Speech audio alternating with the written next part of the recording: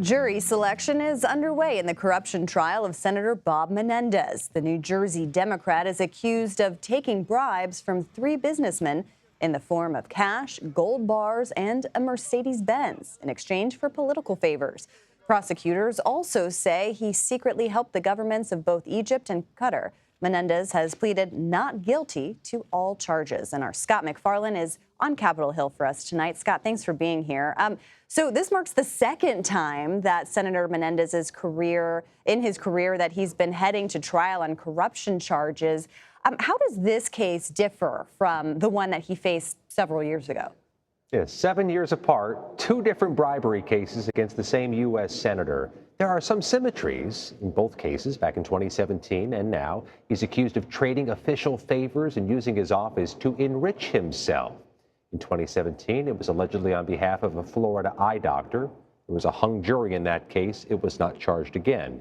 In this case, along with his wife, he's accused of a scheme to engage in bribery and fraud with three New Jersey businessmen to help out those businessmen and to help officials tied to Egypt. That's where those gold bars come into play. In this case, he's accused of securing the gold bars, hundreds of thousands of dollars in stacked cash, and a Mercedes convertible. But here's the big difference. He's accused of doing it in concert with his wife, who's a co-defendant. She's not on trial along with Senator Menendez because of a medical issue. Her trial's been separated and delayed. So he's going at this just with the other co-defendants. And early indications from the pretrial court filings, Caitlin, is he may ascribe some of the blame for the alleged misconduct to his wife in the course of his defense. That's interesting, Scott. So what exactly does she have to do with this case?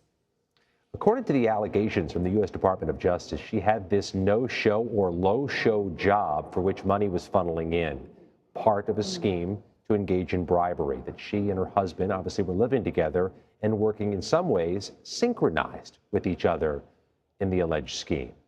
There's also the underscored point here is that Senator Menendez has been accused of something similar before, and he's arguing, at least outside of court, that he's being targeted politically for a second time, that this is politically motivated, that he did not engage in misconduct, did not engage in criminal conduct, and will be acquitted.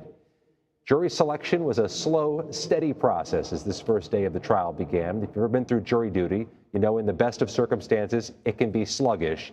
This is a high-profile political corruption case. It was distinctively slow. At one point, Caitlin, the judge and the courtroom staff were asking prospective jurors to raise their hands if they think they can't sit for this jury.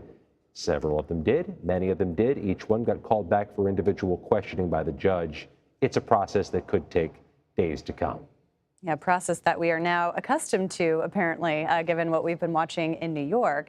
Menendez hasn't ruled out running for re-election this time. He says he would only do it as an independent candidate rather than a Democrat. But I'm wondering if this trial has, pretty much eliminated any chance he may have at maintaining that seat.